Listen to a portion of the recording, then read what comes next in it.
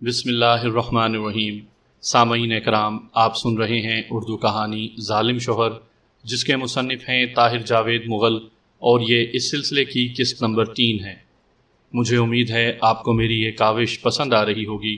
آپ نے اگر ابھی تک میرا چینل کہانی گھر سبسکرائب نہیں کیا تو ابھی میرے چینل کو سبسکرائب کر کے بیل نوٹیفیکیشن آن کر دیجئے تاکہ آنے والی ہر نئی کہانی کی اطلاع بر وقت آپ تک پہنچ سکے۔ بے عزتی برداشت کرنے کی کوشش میں ڈوگرے سردار کا چہرہ آگ کی طرح سرخ ہو رہا تھا۔ اس نے خادم کو بلوا کر ٹھنڈا پانی منگوایا اور ایک سانس میں 1.5 فٹ کا گلاس خالی کر گیا۔ سونے کے پیندے والا منکش حقہ اس کے سامنے رکھا جا چکا تھا۔ حقہ پیتے ہوئے اس نے کہا، تو تم مانتے ہو کہ راحت جان کے چکر میں ہی یہاں پہنچے ہو؟ بالکل، میں نے اقرار میں سر ہلایا۔ یہ کوئی معمولی واقعہ نہیں ہے اور اس کی خبر دور دور تک پہنچ چکی ہے۔ یہ ایک مسلمان لڑکی کا معاملہ ہے اور الحمدللہ میں مسلمان ہوں۔ کہیں بھی کسی بھی مسلمان پر ظلم ہوتا ہے تو دوسرا مسلمان اسے خود پر ظلم سمجھتا ہے۔ بہت خوب، ڈوگرے نے تالی بجائی۔ تاریخی اسلامی ناولوں کا اثر لگتا ہے تم پر۔ پتہ نہیں کس بے وقوف نے تمہیں انسپیکٹر بنا رکھا ہے۔ بہرحال تم کسی بڑی غلط فہمی کا شکار ہو۔ میں اس وقت جلدی میں ہوں، ورنہ تمہیں پوری تفصیل سے سمجھاتا اور تم اس بات پر یقین کرتے کہ شاکر علی اور اس کی بیٹی کے معاملے سے ہمارا کوئی تعلق نہیں۔ کچھ دیر ہم ادھر ادھر کی باتیں کرتے رہے۔ اس دوران نونہال سنگھ کو بھی ہمارے پاس پہنچا دیا گیا۔ دولت سنگھ نے ہم دونوں سے کہا، اگر تم فنکشن میں شریک ہونا چاہتے ہو تو ٹھیک ہے، ورنہ اپنے کمرے میں ٹھہرو۔ میں مہمانوں سے فارغ ہو کر تمہیں بلاتا ہوں اور سمجھاتا ہوں کہ اصل معاملہ کیا ہے۔ میں نے دل میں سوچا، تم مجھے کیا سمجھاؤ گے دولت سنگھ؟ سمجھنے کی باری تو اب تمہاری ہے۔ دولت سنگھ مہمانوں کی طرف چلا گیا اور میں اس کے ایک کارندے کے ساتھ اپنے کمرے میں آ گیا۔ دروازہ بند کر کے میں بستر پر لیٹ گیا اور صورتحال پر غور کرنے لگا۔ میں جان گیا تھا کہ دولت سنگھ کیا چاہتا ہے۔ وہ تھوڑا سا ٹائم چاہتا تھا کہ میری دلیری اور بے خوفی کی وجہ معلوم کر سکے۔ اسے اندیشہ پیدا ہو گیا تھا کہ میں یہاں اکیلا نہیں آیا ہوں، میرے ساتھ کچھ اور بھی لوگ ہیں اور ہو سکتا ہے کہ وہ اتنے با اثر ہوں کہ لمبی چوڑی مصیبت کھڑی ہو جائے۔ وہ ایک جہان دیدہ شخص تھا اور مجھے آڑے ہاتھوں لینے سے پہلے میرے والی وارثوں کو دیکھ لینا چاہتا تھا۔ یہ تو میں ہی جانتا تھا کہ میں یہاں لاوارث ہوں، اور اگر دولت سنگھ نے مجھے اپنے شکنجے میں کسا تو کوئی چھڑانے کے لیے نہیں آئے گا، لہٰذا ضروری تھا کہ کسی شکنجے میں آنے سے پہلے میں یہاں سے نکل جاؤں۔ یہ سوچنے کا نہیں، کچھ کرنے کا وقت تھا۔ جہاں تک میرا اندازہ تھا، شاکر علی اور راحت جان وغیرہ بھی اس وقت سخت خطرے میں تھے۔ یقینی بات تھی کہ دولت سنگھ میرے اور نونہال کے بارے میں جاننے کے لیے شاکر علی سے بھی رابطہ قائم کرے گا۔ اگر اس کے کارندے شاکر علی کے گھر پہنچتے اور وہاں انہیں راحت جان کی موجودگی کا پتہ چل جاتا تو بیڑا ہی غرق ہو جانا تھا۔ میں نے نونہال سے کہا، نونہال، ہمیں فوری طور پر یہاں سے نکلنا ہوگا، ورنہ ایسے پھنسیں گے کہ تم نے سوچا بھی نہ ہوگا۔ نونہال پہلے ہی ڈرا ہوا تھا، اب اور سہم گیا۔ وہ سیدھا سادہ ملازم پیشہ شخص تھا، اسے ایسے بکھیڑوں کا تجربہ نہیں تھا۔ میں نے بآہستگی کمرے کا دروازہ کھولا اور ساتھ والے کمرے میں آ گیا۔ کھڑکی میں جھانک کر دیکھا، صحن میں کوئی شخص نظر نہیں آیا، لیکن بیرونی دروازے پر دباؤ ڈالا تو سارے اندیشے درست نکلے۔ دروازے کو باہر سے بند کر دیا گیا، یعنی دولت سنگھ کی حویلی میں اب ہماری حیثیت مہمانوں کی نہیں، قیدیوں کی تھی۔ میں جلدی سے پہلے کمرے میں واپس آیا۔ اس کمرے میں قریباً 10 فٹ کی بلندی پر 2 روشن دان تھے۔ یہی روشن دان ہمیں یہاں سے نکلنے کا راستہ فراہم کر سکتے تھے۔ میں اور نونہال ایک جستی الماری اٹھا کر روشن دانوں کے نیچے لے آئے۔ پہلے اندر کی شیشے والا فریم اتارا، پھر ایک جیبی چاقو کی مدد سے باہر کی جالی کاٹی۔ اس کام میں قریباً 10 منٹ لگ گئے۔ روشن دان کافی کھلا تھا اور ہم تھوڑی سی کوشش کرتے تو باہر نکل سکتے تھے۔ میں نے پہلے نونہال کو باہر نکالا، وہ بہت گھبرایا ہوا تھا۔ اس نے باہر نکل کر چھت تک پہنچنے میں 5 منٹ لگا دیے۔ اس دوران وہ ایک بار گرتے گرتے بھی بچا۔ نونہال کے بعد میں بھی باہر نکل کر چھت پر پہنچ گیا۔ یہ ایک چھت نہیں تھی بلکہ اونچی نیچی چھتوں کا وسیع سلسلہ تھا۔ یہ ساری چھتیں دولت سنگھ کی حویلی کی تھیں۔ اب رات کے 10 بج چکے تھے۔ ہمارے سروں پر تاروں بھرا آسمان تھا۔ دور نیچے وادی میں 25-30 میل کے فاصلے پر کسی بستی کی ٹمٹماتی روشنیاں نظر آ رہی تھیں۔ معلوم نہیں یہ سری نگر تھا، بارہمولہ تھا یا کوئی اور شہر۔ بلند و بالا چوٹیوں کو چھو کر آنے والی ہوا چناروں کو کپ کپانے پر مجبور کر رہی تھی۔ حویلی کے سامنے گراسی میدان میں شامیانوں کی قطاریں تھیں، ایک بڑے سرخ بناتی شامیانے سے روشنیاں پھوٹ رہی تھیں اور گھنگروؤں کی چھنکار سنائی دے رہی تھی۔ غالباً ممبئی کی جس رقاصہ کے ہوش ربا رقص کا سلسلہ میری اور انیل کی لڑائی سے ٹوٹا تھا وہ دوبارہ شروع ہو گئی تھی۔ ہم دونوں جھک کر چلتے اور چھتیں پھلانگتے ہوئے حویلی کے ایک عقبی جانب پہنچ گئے۔ یہ دیکھ کر بے پناہ اطمینان ہوا کہ حویلی کی عقبی چار دیواری چھت سے تقریباً ملی ہوئی ہے، درمیان میں زیادہ سے زیادہ 3 فٹ کا خلا رہا ہوگا۔ ہم چھت سے اتر کر بآسانی بیرونی دیوار پر قدم رکھ سکتے ہیں، تاہم ہمیں اتنی کوشش بھی نہیں کرنی پڑی۔ ایک جگہ دیوار کے ساتھ ہمیں پیال کا ایک بہت بڑا ڈھیر نظر آیا۔ ہم نے یکے بعد دیگرے چھت سے چھلانگیں لگائیں اور پیال کے ڈھیر پر گرے، یعنی اب ہم حویلی سے باہر تھے۔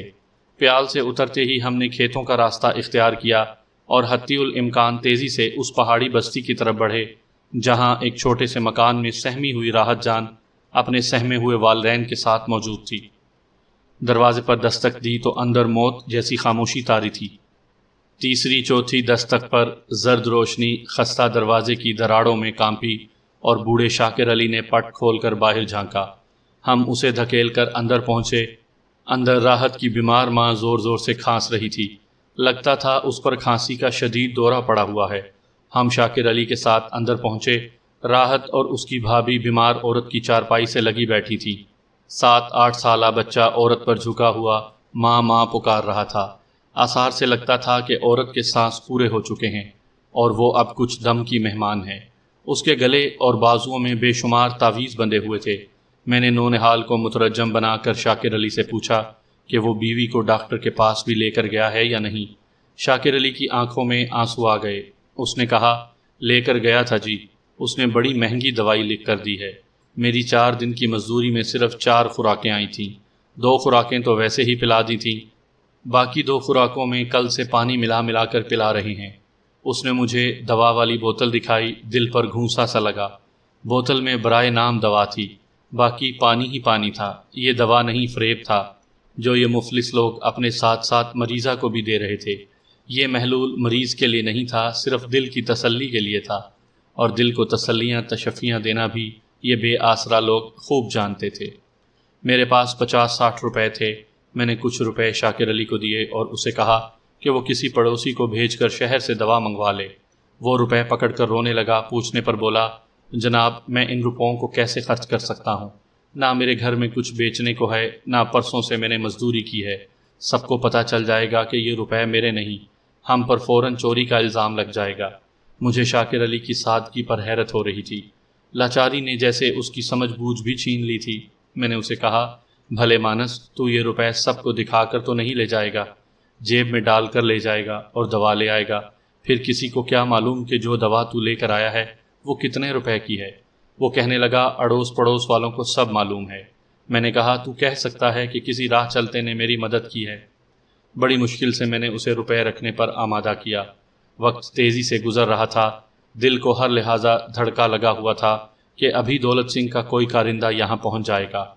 اگر میں نے راحت جان کو اپنے ساتھ نہ لے جانا ہوتا تو کبھی یہاں نہ آتا، مگر راحت جان کو لے جانا ضروری تھا، ورنہ وہ دولت سنگھ کے ہتھے چڑھ کر سچ مچ دیوار میں چنوائی جا سکتی تھی۔ راحت جان کی ماں کی حالت خراب تھی اور ایسی حالت میں راحت کو اس سے دور کرنا مناسب نہیں تھا، لیکن یہ وقت کی مجبوری تھی۔ راحت جان کی قسمت میں یہی لکھا تھا کہ وہ ماں کا آخری دیدار نہ کر سکے۔ میں نے اسے ایک طرف لے جا کر سمجھایا کہ ہم دولت سنگھ کی حویلی سے بھاگ کر یہاں آئے ہیں اور دولت سنگھ کے آدمی کسی وقت بھی یہاں پہنچ سکتے ہیں۔ اس کے لیے ضروری ہے کہ وہ فوراً ہمارے ساتھ نکل چلے۔ وہ پہلے تو پسو پیش سے کام لیتی رہی، لیکن جب شاکر علی نے بھی اس پر دباؤ ڈالا تو وہ بیمار ماں کا ماتھا چوم کر اسے الوداعی نظروں سے دیکھ کر ہمارے ساتھ چل پڑی۔ گھر سے نکلتے ہوئے ہم خاص طور پر احتیاط کرنا چاہتے تھے، حالانکہ رات کافی ہو چکی تھی۔ یہ اندیشہ پھر بھی اپنی جگہ موجود تھا کہ کوئی ہمیں شاکر علی کے گھر سے نکلتے ہوئے دیکھ لے۔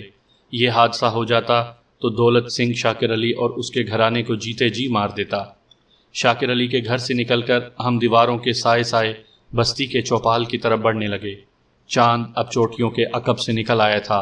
اس کی روشنی میں جنت نظیر کشمیر کا یہ چھوٹا سا خطہ بقائے نور بنا ہوا تھا۔ چوپال کے سامنے پہنچ کر میں نے ایک چھپر کے نیچے غور سے دیکھا۔ تاریکی میں ایک خچر کی دم ہلتی نظر آ رہی تھی۔ اس وقت یہ خچر ہمارے بہت کام آ سکتا تھا۔ رسہ گیری کا یہ میرا پہلا تجربہ تھا۔ میں اندھیرے میں احتیاط سے پاؤں رکھتا ہوا گیا اور خچر کھول لایا۔ خچر کافی توانا تھا، اس پر 2 افراد بآسانی سوار ہو سکتے تھے۔ ہم نے فیصلہ کیا کہ نونہال اور میں باری باری پیدل چلیں گے، جبکہ راحت جان خچر پر سوار رہے گی۔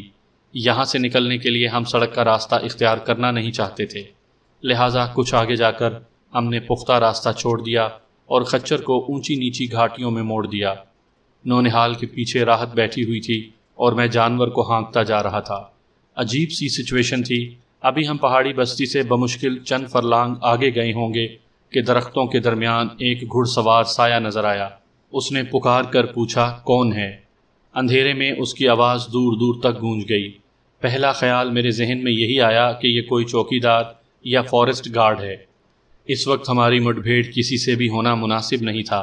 میں نے خچر کو فوراً چیڑ کے گھنے درختوں کی طرف ہانک دیا۔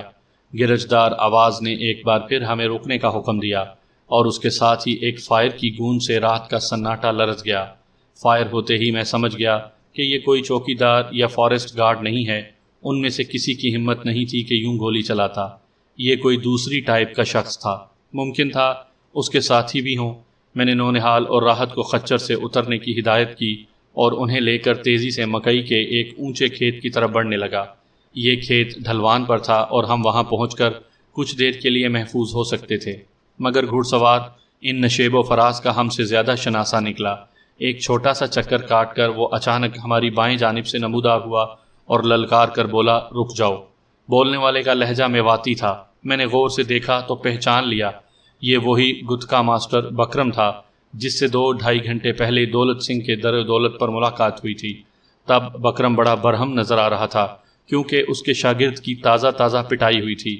دولت سنگھ کے منع کرنے پر بکرم میرے ساتھ الجھنے سے باز رہا، لیکن اس کی خونی نظروں نے مجھے اسی وقت سمجھا دیا تھا کہ ہم دونوں کی مٹ بھیڑ ضرور ہوگی۔ یہ اور بات ہے کہ اس مٹ بھیڑ کو اتنی جلدی ہونے کی توقع نہیں تھی۔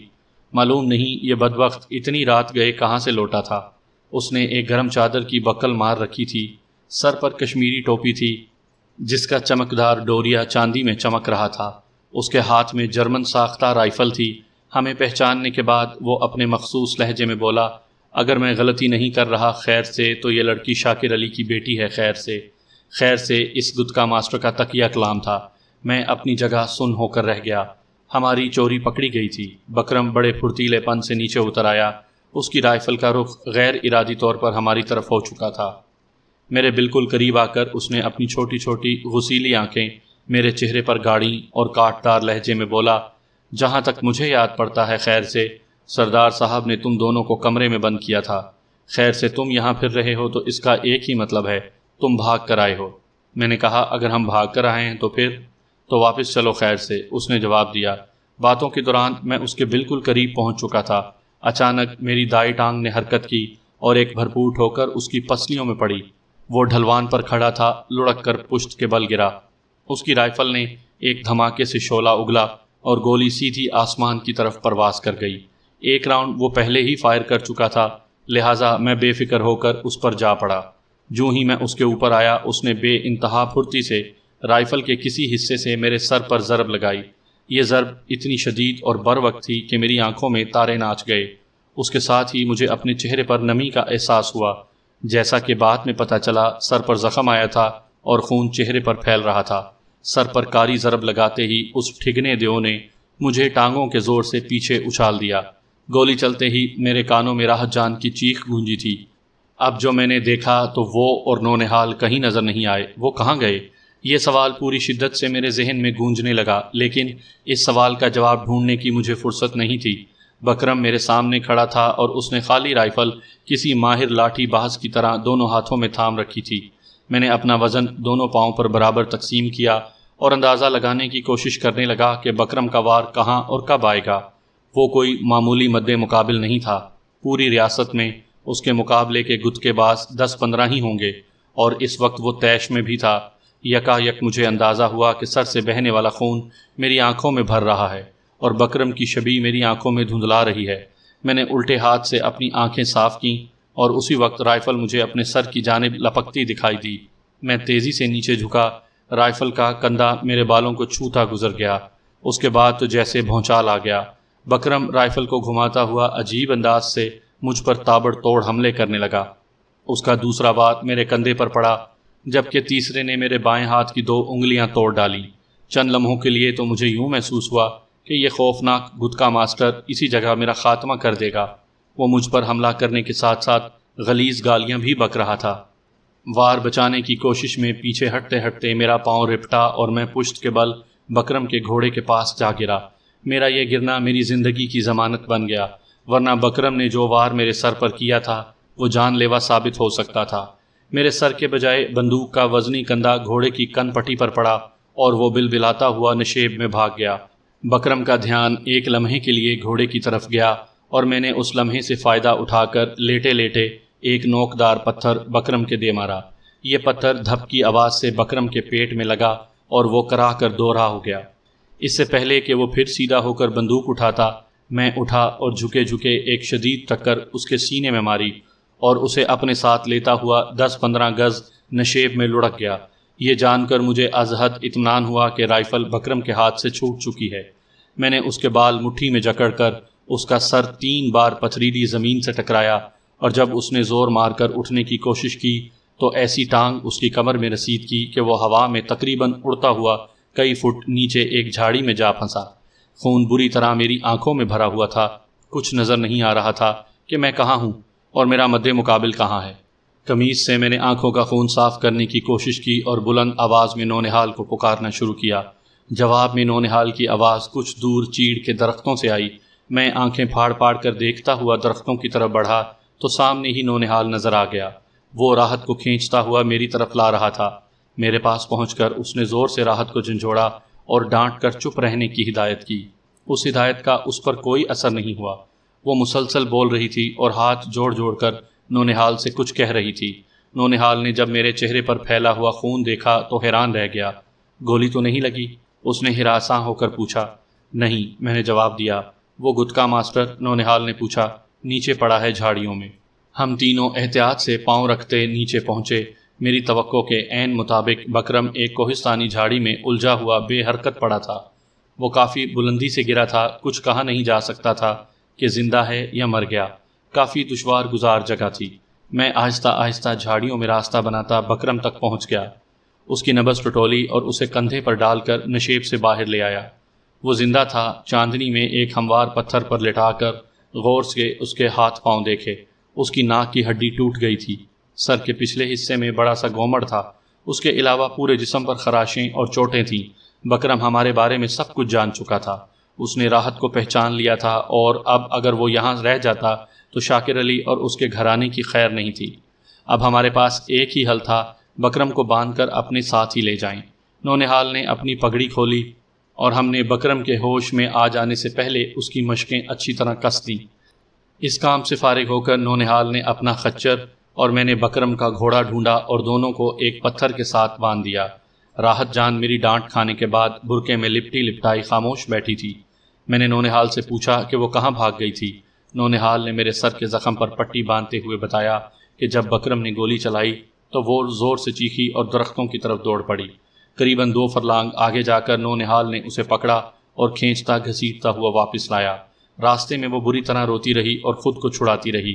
وہ بار بار کہہ رہی تھی تھانے دار صاحب کو گولی لگ گئی ہے اور وہ مر گیا ہے، اب سردار کے بندے مجھے بھی مار دیں گے۔ نونہال نے میرے زخم کا خون روک کر اچھی طرح پٹی باندھ دی۔ اس دوران ماسٹر بکرم بھی ہوش میں آ گیا۔ اسی کے ہوش میں آنے کا ہمیں انتظار تھا۔ ہم نے اس کا بندھا بندھایا جسم اٹھا کر گھوڑے پر لادا۔ راحت جان اور نونہال حسب سابق خچر پر بیٹھ گئے، جبکہ میں نے بکرم کے ساتھ گھوڑے پر جگہ سنبھال لی۔ بکرم کی بندوق اور گولیوں والی بیلٹ اب میرے ہاتھ میں تھی۔ درختوں سے گھری اونچی نیچی ڈھلوانوں پر ہم نے ایک بار پھر سفر شروع کر دیا۔ بکرم مسلسل ہائے ہائے کر رہا تھا اور بعض اوقات گالیاں بھی دینے لگتا تھا۔ جب نونہال نے اسے گالیوں سے منع کیا تو اس نے نونہال کو ایک اور گالی کا تحفہ دیا اور بولا، تم نے اپنی موت کو دعوت دی ہے، خیر سے۔ سردار تم تینوں کی ٹانگیں چیر کر چیلوں کووں کے آگے پھینک دے گا، نہ پھینکے تو میرا نام بکرم نہیں۔ میں نے کہا فی الحال تو تم اپنی خیر مناؤ خیر سے، اور یہ چونچ بند رکھو ورنہ میں چونچ توڑ کر حلق میں گھسیڑ دوں گا۔ اس نے ذرا اثر نہیں لیا اور زور زور سے چیخنے لگا۔ شاید اس کا خیال تھا کہ کرب و جوار میں کوئی اس کی آواز سن کر مدد کو پہنچ جائے۔ اس کا منہ بند نہ کر کے ہم نے غلطی کی تھی۔ گھوڑا روک کر میں نے جیب سے اپنا رومال نکالا اور خون کے دھبوں والے اس رومال کو بکرم کے منہ میں گھسیڑ کر اوپر سے نونہال کی پگڑی کا ایک ٹکڑا باندھ دیا۔ 24 گھنٹے کے طویل اور پرخطر سفر کے بعد ہم پنجاب کی سرحد کے پاس پہنچ گئے۔ یہاں سے ہم نے گھوڑا اور خچر چھوڑ دیے۔ ایک مقامی تھانے دار نے ہماری مدد کی اور ہم اپنے قیدی سمیت بذریعہ بس پنجاب کی سرحد میں داخل ہو گئے۔ پنجاب میں پہنچتے ہی سب کچھ میری دسترس میں آ گیا۔ سب سے پہلے میں نے مقامی ہسپتال سے اپنی اور بکرم کی مرہم پٹی کروائی۔ میری 3 انگلیوں میں فریکچر ہوا تھا، ان میں سے 2 انگلیوں کو ڈاکٹر نے پلاسٹر سے جکڑ دیا۔ اس کے بعد ہم بذریعہ ریل گاڑی لاہور پہنچے اور وہاں سے بس کے ذریعے لدھیانہ پہنچ گئے۔ جس وقت ہم لدھیانہ پہنچے رات کے 9 بجے ہوئے تھے۔ میں نے سب سے پہلے مرکزی تھانے میں ڈی ایس پی صاحب سے ملاقات کی اور انہیں الف سے یہ تک ساری صورتحال بتائی، اور آخر میں یہ بھی بتایا کہ میں اپنے تھانے پہنچتے ہی سب سے پہلے دربار سنگھ کو گرفتار کرنا چاہتا ہوں، جو جوائنٹ سیکرٹری راہوال سنگھ کا بڑا بھائی ہے اور جس نے ایک بے سہارا لڑکی کو کئی ماہ گھر میں رکھ کر عصمت دری کی ہے۔ جوائنٹ سیکرٹری راہوال سنگھ کا نام سن کر ڈی ایس پی صاحب سوچ میں پڑ گئے۔ بہرحال وہ یہ بھی جانتے تھے کہ اتنے ٹھوس ثبوتوں کی موجودگی میں دربار سنگھ عرف دربارے کو گرفتار کرنا ضروری ہے۔ انہوں نے مجھے کمرے سے باہر بھیج کر 1-2 جگہ ٹیلی فون کیے اور بعد ازاں مجھے اجازت دے دی کہ میں کل دوپہر بذریعہ وارنٹ دربار سنگھ کو گرفتار کر سکتا ہوں۔ میں نے وہ رات لدھیانے میں گزاری اور اگلے روز عدالت کے جاری کردہ وارنٹ لے کر قصبے پہنچ گیا۔ راحت جان کو میں نے لدھیانے میں ہی رہنے دیا تھا۔ مجھے قصبے سے گئے ہوئے 6 دن گزر گئے تھے اور دربارہ میری واپسی کے متعلق سخت پریشان تھا۔ جب اس کے کانوں میں یہ اڑتی اڑتی خبر پہنچی کہ تھانے دار قصبے میں واپس آ گیا ہے تو اس کی بے چینی عروج کو پہنچ گئی۔ ظاہر ہے اسے پریشانی ہوئی کہ میں نرملا یعنی راحت جان کو لے کر سیدھا ان کے پاس کیوں نہیں آیا۔ میرے تھانے پہنچنے کے پون گھنٹے بعد ہی وہ تھانے میں آ دھمکا۔ چھوٹتے ہی بولا، اوئے باؤ تھانے دار بھائی، تو چندی گڑھ کی سیر کر کے بڑا کورا ہو گیا ہے، آنے کی خیر خبر ہی نہیں دی۔ میں نے رکھائی سے کہا، بس ضرورت ہی نہیں سمجھی۔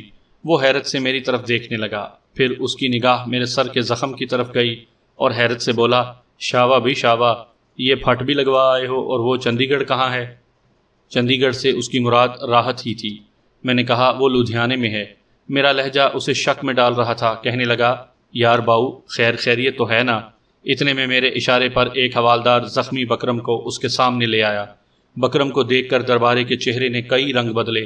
میں سمجھ گیا کہ وہ بکرم کو پہچانتا ہے۔ میں نے کہا، دربارے اسے پہچانتے ہو؟ نہیں تو، وہ بری طرح ہکلایا۔ میں نے کہا، یہ تحفہ تمہارے لیے دولت سنگھ کی حویلی سے لایا ہوں۔ کہ کون دولت سنگھ؟ دربارے کا رنگ پیلا پڑتا جا رہا تھا۔ وہی جس نے تمہیں راحت جان کا تحفہ دیا تھا۔ اتنی جلدی بھول گئے ہو اپنے سجن بیلی کو؟ کیا بکواس ہے، دربارہ خوف زدہ انداز میں چیخا۔ تمہارا دماغ تو نہیں چل گیا؟ میں نے وارنٹ گرفتاری اس کے سامنے رکھ دیے اور ASI سے کہا کہ وہ دربارے کو ہتھ کڑی ڈال دے۔ وارنٹ دیکھ کر اور ہتھ کڑی کی جھنکار سن کر دربارے نے طوفان کھڑا کر دیا۔ وہ مجھے دھمکیاں دینے لگا اور جو اس کے منہ میں آیا بکنے لگا۔ بڑا شور ہوا، بڑی مشکل سے اسے ہتھ کڑی لگائی گئی اور لاک اپ میں دھکیل دیا گیا۔ اگلے روز میں دوبارہ لدھیانے شہر DSP صاحب کے پاس پہنچا۔ ان کی ہدایات کے مطابق میں نے انگریز SSP کی خدمت میں ایک طویل درخواست لکھی، جس میں انہیں راحت جان کیس کی تمام تفصیلات بتائی گئیں اور ان سے گزارش کی گئی کہ وہ ریاستی پولیس سے رابطہ قائم کر کے بڑے مجرم دولت سنگھ کو گرفتار کرائیں تاکہ انصاف کے تقاضے پورے کیے جا سکیں۔ اس کے علاوہ گلمرگ میں غریب شاکر علی کے گھرانے کو تحفظ فراہم کیا جائے، ورنہ اندیشہ ہے کہ با اثر مجرم مغویہ کے والدین کو نقصان پہنچانے کی کوشش کریں گے۔ اب راحت جان کا مسئلہ تھا، وہ میری تحویل میں تھی، لیکن ایک جوان سال بے سہارا لڑکی کو میں 24 گھنٹے بھی پاس رکھنے کا مجاز نہیں تھا۔ لدھیانہ کے DSP سے مشورہ کر کے میں نے اسی روز راحت جان کو لدھیانہ میں ایک شریف مسلم گھرانے کے سپرد کر دیا اور خود قصبے میں واپس آ گیا۔ قصبے میں دربار سنگھ کے بھائی اس کی ضمانت کرانے کی کوششیں شروع کر چکے تھے۔ مجھ پر ہر طرف سے دباؤ پڑنے لگا، لیکن میں نے بھی کچا ہاتھ نہیں ڈالا تھا۔ میں نے عدالت میں پیش کر کے دربارے کا ریمانڈ لے لیا اور پوچھ گچھ شروع کر دی۔ دوسری طرف جوائنٹ سیکرٹری راہوال نے بھی بھائی کی رہائی اور میرا دماغ ٹھکانے لگانے کی کوششیں شروع کر دیں۔ چند روز بعد مجھے خوفناک قسم کی دھمکیاں بھی ملنے لگیں۔ بہرحال میں نے اپنا کام جاری رکھا۔ قریباً 15 روز بعد اس درخواست کا جواب آ گیا جو میں نے ڈی ایس پی کے ساتھ مل کر انگریز ایس ایس پی کے نام لکھی تھی۔ ایس ایس پی نے ہم دونوں کو امرتسر بلایا۔ ہم سرکاری گاڑی میں وہاں پہنچے تو ایس ایس پی کے کمرے میں راحت جان کا بوڑھا باپ شاکر علی اور اس کی بہو اور بچے موجود تھے۔ میں انہیں دیکھ کر حیران رہ گیا۔ شاکر علی کے چہرے پر چوٹوں کے نشانات تھے، اس کی بہو کا ایک بازو بھی گلے میں جھول رہا تھا۔ وہ دونوں مجھے دیکھ کر رونے لگے۔ میں نے انہیں تسلی تشفی دے کر صورتحال پوچھی۔ انہوں نے بتایا کہ ہمارے چلے آنے کے 1 گھنٹہ بعد دولت سنگھ کے کارندے ہمارے گھر میں گھس آئے تھے۔ اس وقت تک راحت کی ماں دم دوڑ چکی تھی اور وہ سب بیٹھے رو رہے تھے۔ دولت سنگھ کے آدمیوں نے انہیں صرف اتنی مہلت دی کہ وہ راحت جان کی ماں کو دفنا سکیں۔ جو ہی شاکر علی تجہیز و تکفین سے فارغ ہوا، دولت سنگھ کے غنڈے اسے اور اس کی بہو کو حویلی لے گئے۔ وہاں علاقے کا مسلمان لیڈر ملک نصیر بھی موجود تھا۔ ملک نصیر سمیت ان تینوں کو خوب مارا پیٹا گیا اور کہا گیا کہ انہوں نے راحت جان کے بارے میں سرکاری لوگوں سے شکایت کی ہے۔ بہت مشکل سے 2 دن بعد ان کی جان چھوٹی۔ انگریز ایس ایس پی نے ہمیں بتایا کہ اس نے سری نگر کے ڈپٹی کمشنر سے رابطہ قائم کیا تھا۔ معلوم ہوتا ہے کہ دولت سنگھ نامی اس ڈوگرے کا علاقے میں کافی اثر ہے اور اسے کٹہرے میں لانا آسان نہیں۔ ڈپٹی کمشنر کا کہنا ہے کہ اس شخص کا زور توڑنے اور اسے قابو میں کرنے میں کچھ وقت لگے گا۔ بہرحال ڈپٹی کمشنر نے اس مسلمان گھرانے کو وادی سے نکال کر یہاں پہنچا دیا ہے۔ مجھے جہاں شاکر علی وغیرہ کے بچ نکلنے کی خوشی ہوئی، وہاں اس بات پر افسوس بھی ہوا کہ ٹھوس ثبوت اور گواہ موجود ہونے کے باوجود مجرم پر ہاتھ نہیں ڈالا جا سکا۔ میرے سامنے ہی انگریز ایس ایس پی نے ایک خاص آدمی کے ذمے یہ کام لگا دیا تھا کہ وہ نہ صرف شاکر علی اور اس کے اہل خانہ کی رہائش کا انتظام کرے، بلکہ اسے کسی جگہ چپڑاسی وغیرہ کی نوکری بھی دلوا دی جائے تاکہ وہ یہاں اپنے پاؤں پر کھڑا ہو سکے۔ شاکر علی شہر میں آ کر بے حد سہما ہوا تھا۔ میں نے اسے تسلی تشفی دی اور وعدہ کیا کہ آج شام تک اس کی بیٹی راحت بھی اس کے پاس پہنچ جائے گی۔ سپہر کو جب میں لدھیانہ سے واپس اپنے تھانے پہنچا تو ڈاک سے آنے والا ایک لفافہ میرا منتظر تھا۔ یہ لفافہ گلمرگ کشمیر سے آیا تھا اور بھیجنے والا ڈوگرا سردار دولت سنگھ تھا۔ خط کا مضمون کچھ یوں تھا: انسپکٹر نواز خان، خوش رہو۔ اچھے مہمان اس طرح میزبان کے گھر سے رخصت نہیں ہوا کرتے۔ جلدی تھی تو مجھے بتا دیتے۔ روشن دان کی جالی کاٹنے کی کیا ضرورت تھی؟ بھگوان نہ کرے چھت سے چھلانگ لگاتے وقت اگر چوٹ ووٹ لگ جاتی تو کیا ہوتا؟ میرا خیال ہے تم اپنی زندگی سے اکتائے ہوئے ہو۔ اب تک مجھے ایک اشارہ بھی ایسا نہیں ملا جس سے پتہ چلے کہ تمہیں زندہ رہنے کا کوئی شوق ہے۔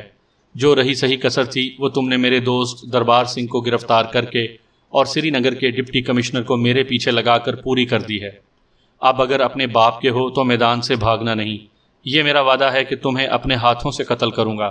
یہ خوش نصیبی کسی کسی کے حصے میں آتی ہے، ورنہ ایسے کاموں کے لیے دولت سنگھ اپنے نوکروں اور کارندوں کو بھیجا کرتا ہے۔ دولت سنگھ کا محبت نامہ پڑھ کر میرے تن بدن میں آگ لگ گئی۔ اس کی چمکتی دمکتی کھوپڑی، بل کھاتے بالوں کی چوٹی اور شیطانی مسکراہٹ آنکھوں کے سامنے آئی، اور اپنا وہ دعویٰ بھی یاد آیا جو میں نے حویلی میں اس کے سامنے کھڑے ہو کر کہا تھا۔ اس دعوے کی یاد دہانی کے لیے میں نے بھی قلم اٹھایا اور اس کے نام یہ چند سطریں لکھیں: دولت سنگھ، خوش رہو۔ میزبان اپنے مہمانوں کو تالوں میں بند کرنے لگیں تو پھر جالیاں تو کٹتی ہی ہیں۔ باقی میری تم سے کوئی دشمنی نہیں، کیونکہ جو ہو چکا سو ہو چکا۔ اب تم شاکر علی کے ہونے والے سمدھی اور راحت جان کے ہونے والے سسر ہو۔ جس گھڑی تمہارا بیٹا ملا میں اسے لدھیانہ لا کر راحت جان سے اس کے 2 بول پڑھوا دوں گا، اور انشاءاللہ یہ کام جلد ہوگا۔ اگر تمہارا بیٹا واپس آ گیا ہے تو براہ مہربانی اسے خود ہی میرے پاس بھیج دو۔ میرے وہاں آنے سے وقت ضائع ہوگا اور تمہیں تکلیف بھی بہت زیادہ ہوگی۔